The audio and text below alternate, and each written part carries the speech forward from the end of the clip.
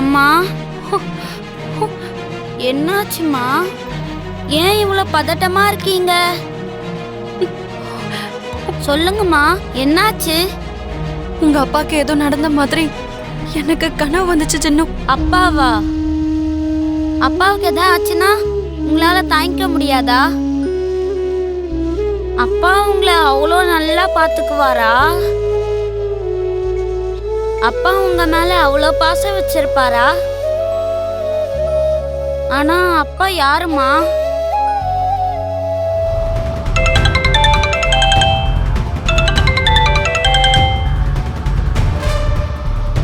Hello, ஜோசியர் தானே? நான் ஜோசியரோட சிஷ்யன் பேசிட்டு இருக்கேங்க. ஜோசியர் இல்லைங்களா? அவரு தியானத்துல இருக்காருங்க. இப்ப அவர்கிட்ட பேச முடியாது. அவர் எங்க இருக்காருன்னு சொல்லுங்களேன், நான் அவரை அங்க வந்து பாத்துக்கிறேன். களக்காடு இருக்கிற மலை பிரதேசத்துல, அங்க அடிவாரத்துல இருக்கிற ஒரு கோயில்ல இருக்காரு. ஆனா என்னன்னா, இன்னும் கொஞ்ச நேரத்துல அந்த காட்டுக்கு நடுவுல இருக்கிற அம்மன் கோவிலுக்கு பூஜை பண்றதுக்காக கிளம்பி போயிடுவாரு. 2 நாள் அங்கேயே தூங்கி இருந்துட்டு 2 நாள் கழிச்சு தான் திரும்ப இங்க கிளம்பி வருவாரு. 2 நாள் கழிச்சு தான் இங்க வருவாரா? ஆமாங்க. நீங்க ஜோசியர் கிட்ட பேசணும்னு நினைச்சீங்க அப்படின்னா அவர் தியானம் முடியறதுக்கு முன்னாடியே நீங்க இங்க வர வேண்டி இருக்கும். என்னால 2 நாள் வரைக்கும் காத்துட்டு இருக்க முடியாதுங்க. நான் இப்பவே கிளம்பி வந்துடுறேன். உங்களால எவ்வளவு சீக்கிரம் வர முடியுமோ வாங்க. சரிங்க.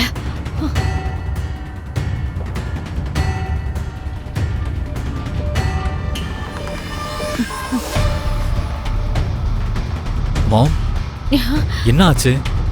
ஏன் இவ்வளவு பதட்டமா இருக்கீங்க? ஜோசியரை போய் பார்க்கணும்டா. இப்ப கொஞ்ச நேரத்துக்கு மட்டும்தான் நாம அவரை பார்க்க முடியும்டா. இப்பவே நான் போய் அவரை பார்த்தாகணும். இந்த தடவை ஜோசியரை நானும் பார்க்கணுமா? நீ எதுக்காக பார்க்கணும்னு சொல்ற? சில பேரோட கேள்விகளுக்கு நான் பதில் சொல்லணும்னா, எனக்குள்ள இருக்கிற சந்தேகங்களுக்கு விடை கிடைக்கணும்னா, நான் என் வாழ்க்கையில சில முடிவுகளை எடுக்கணுங்கிறதுக்காகவும் தான்.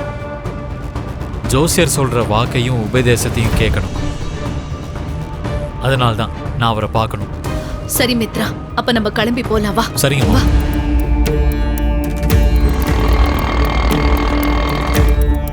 ராமு, கொஞ்ச நேரத்துக்கு முன்னாடி யாரோ ஃபோன் பண்ணாங்கல்ல, உங்களை பத்தி சொல்ல மாட்டியா? இப்ப நான் சொன்னா அவர் கோவப்படுவாரு. நான் அப்புறமா சொல்லிக்கிறேன்.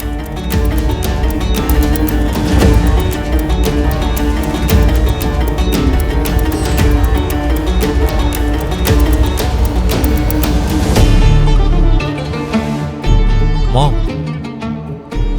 ஆமா, ஜோசியரை எதுக்காக இவ்வளோ அவசரமா பார்க்கணும்னு நினைக்கிறீங்க? லக்ஷ்மி உயிரோட தான் இருக்காங்கிற எண்ணம் எனக்குள்ள அதிகரிச்சுட்டே இருக்கு. அவ மறுபடியும் உன்னோட வாழ்க்கையில வரணுங்கிற ஆசை எனக்குள்ள இருக்குடா. அதை பத்தி தெரிஞ்சுக்கிறதுக்காக தான் நான் இப்ப ஜோசியரை பாக்குறதுக்கு போறேன். அந்த விஷயத்த பத்தி உன்கிட்ட நான் இப்ப சொன்னனா நீ எதையாவது சொல்லி தட்டி கழிச்சிருவ. நீ காரை திருப்பிட்டு வீட்டுக்கே போயிடுவடா. மாம், உங்களை தான். இப்ப ஜோசியரை இதுக்காக இவ்வளோ அர்ஜென்ட்டா பார்க்கணும்னு நினைக்கிறீங்க? எதுவும் இல்ல மித்ரா, நான் அதை பத்தி நேரடியா ஜோசியர் கிட்ட தான் பேசணும்.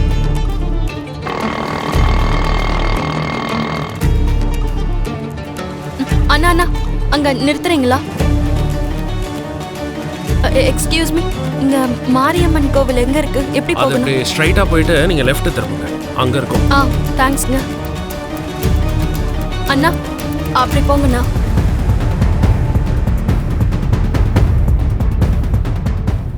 நாம அம்மனோட கோவிலுக்கு போயிட்டு வருவோம், வாங்க. சரிங்க ஜோசியரே.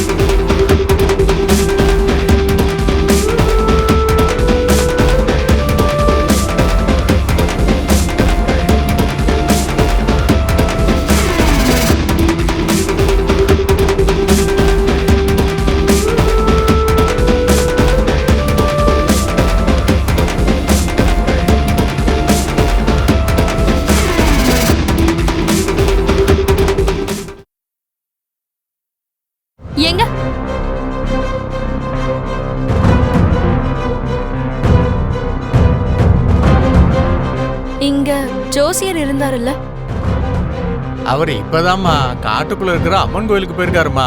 வருஷத்துக்கு ஒரு தடவை அம்மனுக்கு பூஜை பண்ணி படையல் போடுறது அந்த ஜோசியரோட வழக்கம். அம்மனுக்கு படையல் போட்டுட்டு 2 நாள் வரைக்கும் அவர் அங்கேயே இருந்துருவாருமா. 2 நாளைக்கா? நான் இப்போ ஜோசியரை பார்க்க முடியுமா? ஜோசியரே இப்பதாம்மா போனாரு. நீங்க இப்பவே புறப்பட்டு போனீங்கன்னா வழியில அவர் பார்க்கறதுக்கு வாய்ப்பு இருக்குமா? ரொம்ப தேங்க்ஸ்ங்க. அம்மா, ஆ. இங்க 2 கிலோமீட்டர் தூரத்துல ஒரு ஃபாரஸ்ட் செக் போஸ்ட் இருக்கு. ஜோசியரு அந்த செக் போஸ்ட போய் சேரத்துக்குள்ள நீங்க போய் அவரை பாத்துருங்க. அப்படி இல்லைன்னா ஜோசியர் ஒரு தடவை செக் போஸ்ட தாண்டி போயிட்டாருன்னா நீங்க அவரை பார்க்கவே முடியாது. போலீஸ்காரங்க செக் போஸ்ட் கிட்ட உங்களை தடுத்துருவாங்க. சரிங்க. அப்புறம் இன்னொரு விஷயம், அங்க வண்டியெல்லாம் எடுத்துட்டு போக முடியாது. நீங்க கால்நடையா தான் போகணும். சரிங்க, ரொம்ப நன்றி.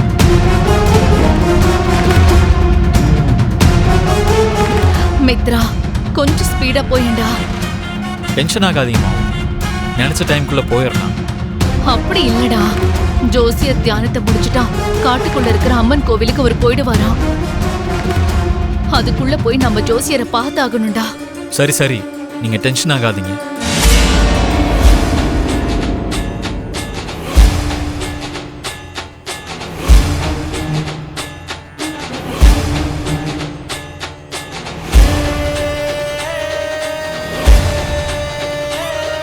வணக்கம் ஜோசியரையா. ஓம் நம சிவாய. நிலைமை இப்ப எதுவும் சரியில்லை. புலியோட நடமாட்டம் அதிகமா இருக்கு.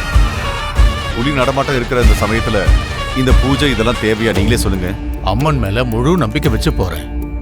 வழியும் அவளே காட்டுவா, நம்பிக்கையும் அவளே கொடுத்துருவா.